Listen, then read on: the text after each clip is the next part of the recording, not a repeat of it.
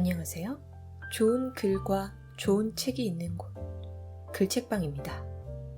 여러분, 자존감이란 무엇일까요?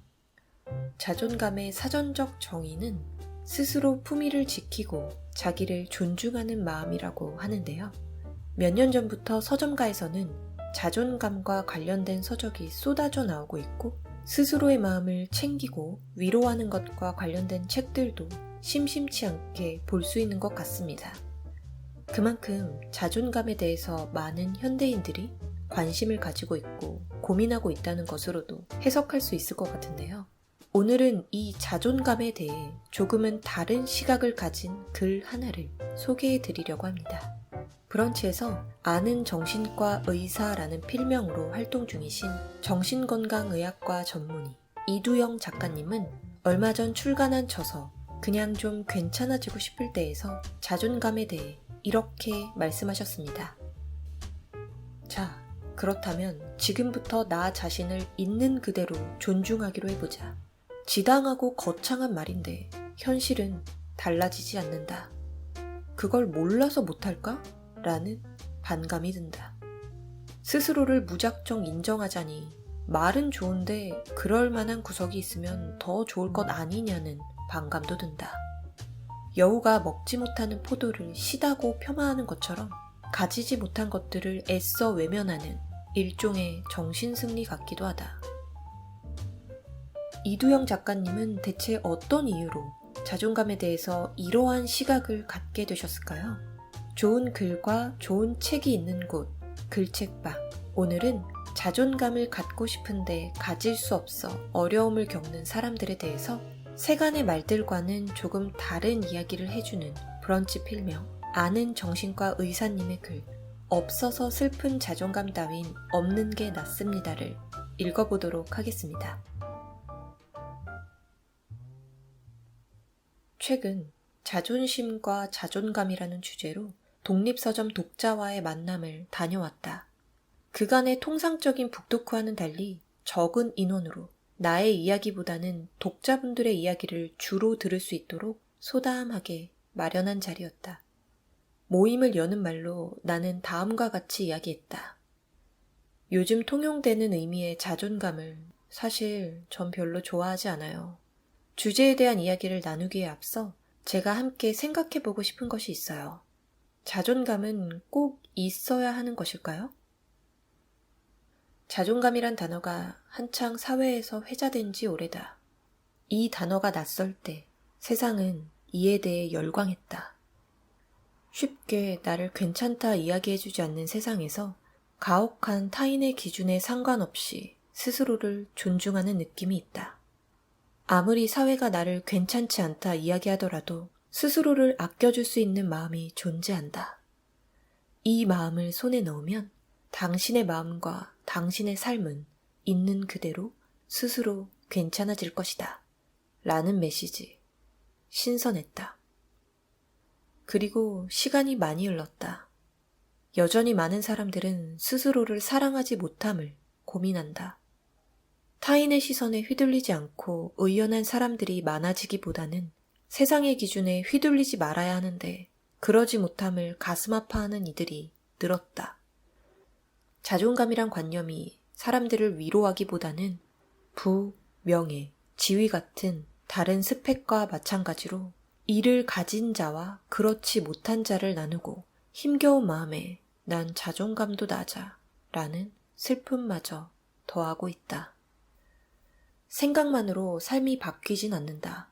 나 자신에 대해 무언가 부족하다 느꼈다면 그렇게 느낀 이유가 있다.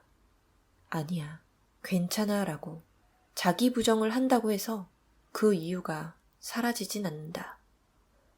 진심이 결여된 웃음으로 참아낸 감정은 쌓이고 쌓여 결국 더 큰 물결로 밀려온다.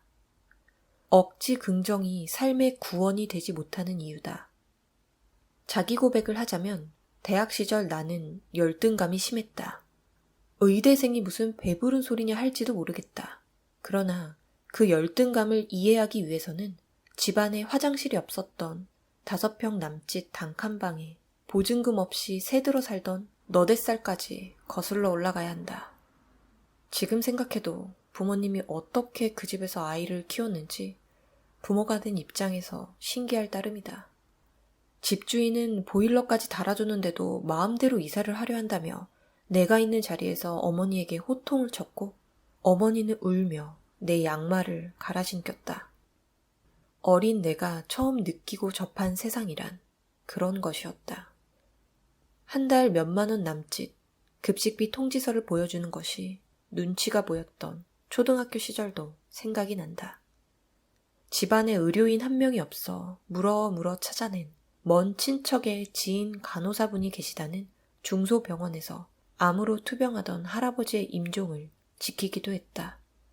그러던 내가 이름만 대면 알만한 병원의 원장님, 뉴스에서만 보던 지체 높으신 분들을 부모로 둔 동기들을 만나며 열등감을 느끼는 것은 너무도 자연스러운 일이었다.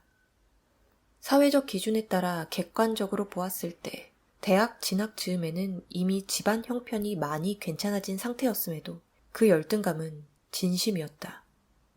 열등감의 객관성은 중요치 않기 때문이다. 나를 힘들게 하던 것, 내가 그토록 원하던 것들이 누군가에게는 너무 쉽거나 당연하거나 아무것도 아닌 것들이었다. 마지막 보루처럼 내 학창시절에 알량한 자존심을 버티게 해주었던 성적도 전국권 모의고사 등수를 논하는 동기들 앞에서는 아무것도 아니었다. 그때 내게, 내 마음에게 누군가 네가 잘 몰라서 그래. 사실은 너는 있는 그대로 소중한 사람이야. 라고 대단한 비밀을 알려주는 양 이야기를 해주었다 하더라도 아마 그 말이 그리 깊이 다가오진 않았을 것이다. 외려 저 사람은 나를 잘 모르는구나.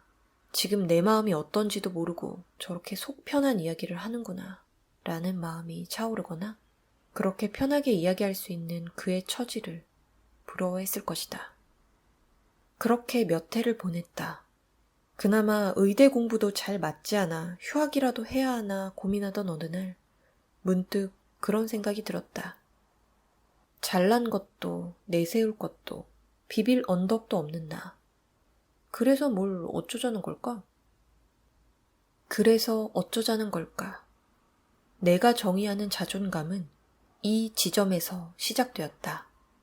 내가 얼마나 부족한지에 대한 생각을 한다고 해서 없던 돈이 생기는 것도 아니고 시험이 저절로 통과되지도 않고 헤어진 연인이 돌아오지도 않는다. 늘 어딘가 부족한 듯 느꼈던 과거가 멋지고 따뜻한 순간들로 변모하는 것도 아니다. 내가 얼마나 괜찮은지 아닌지에 대한 생각에 얼마나 빠져있는지와 무관하게 오늘 하루는 시작되고 또 진다. 어차피 내게 허락된 하루의 시간은 한정되어 있다. 그 시간을 그러한 생각들 속에 빠져 지낼지 지금 할 수 있는 무언가를 하며 보낼지는 내 선택이다.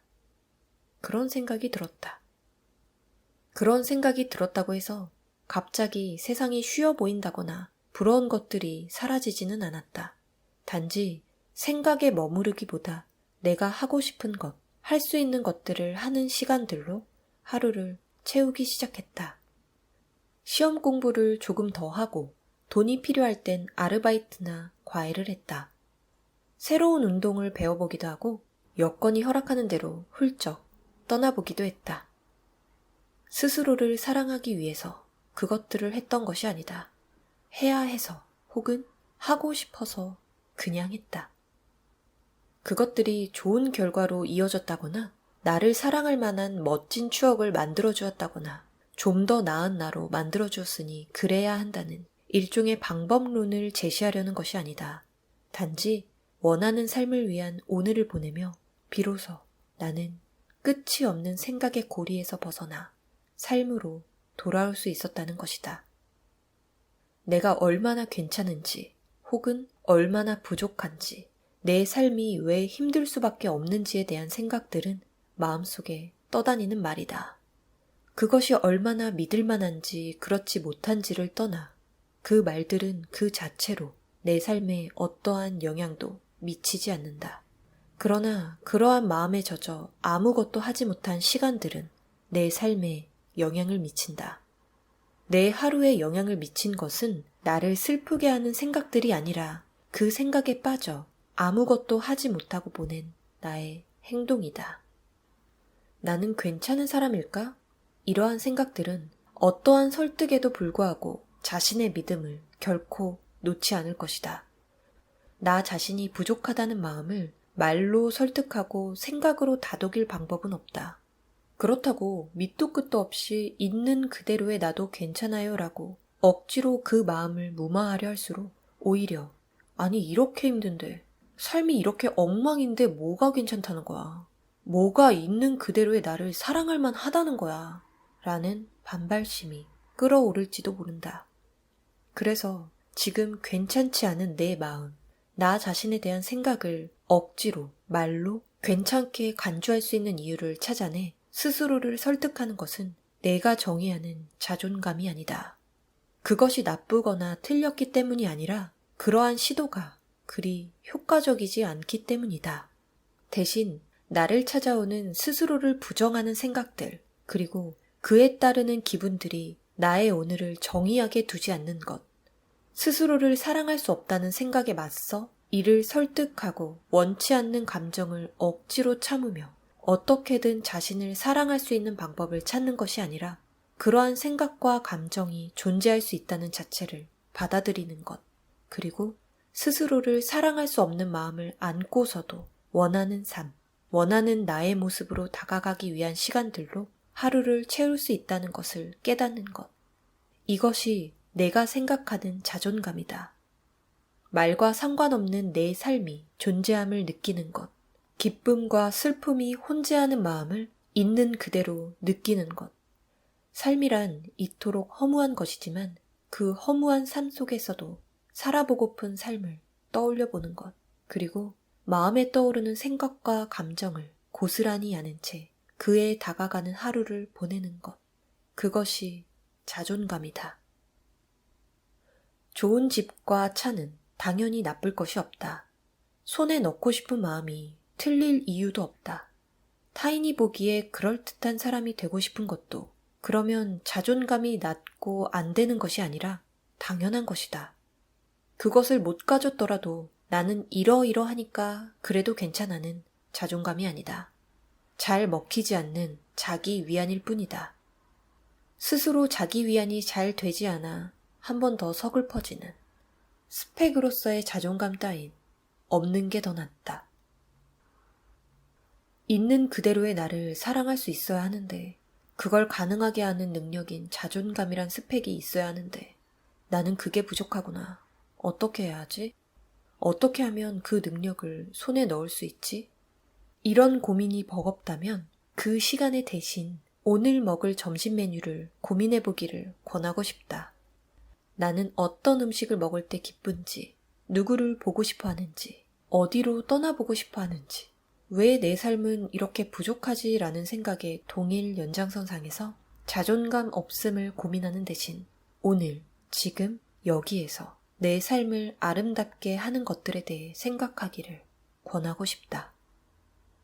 북토크 중 한 분이 말씀을 주셨다. 있는 그대로의 자신을 사랑하고 싶은데 그게 너무 잘 안 된다고 했다. 그리고 눈물을 흘렸다. 마음이 아팠다. 누가 그를 눈물 짓게 했을까? 그때도 말씀드렸지만 글로 한 번 더 전하고 싶다. 어떻게 자신을 억지로 좋아할지를 고민하진 않으셔도 돼요. 마음에 들지 않는 나를 억지로 끌어안는 대신 나를 마음에 들어하지 못하는 그 마음을 안아주세요. 그리고 원하는 삶으로 다가가는 하루는 어떤 것일까를 고민해보고 그런 하루를 그냥 살아보세요. 내가 되고 싶은 나의 모습은 지금의 나와 너무 멀어요. 나도 그렇다. 늘 그랬고 어쩌면 지금 떠올리는 그 모습에 죽을 때까지 단 한 번도 닿지 못할지도 모른다. 심지어 내가 되고 싶은 나의 모습, 살아가고 싶은 삶의 정의조차도 매일같이 바뀐다. 그래도 상관없다. 오늘 떠올리는 그 모습에 하루만큼만 다가갈 수 있다면 오늘 하루, 지금 여기에서의 삶만큼은 마음에 따스함으로 남는다. 만약 그러한 하루하루가 꾸준히 이어질 수 있다면 살아볼 수 있어서 다행이었다는 생각이 들진 않을까?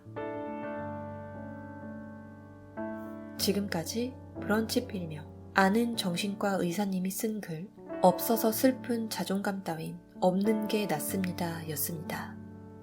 좋은 글과 좋은 책이 있는 곳 글책방과 함께 해주신 구독자 여러분 감사합니다.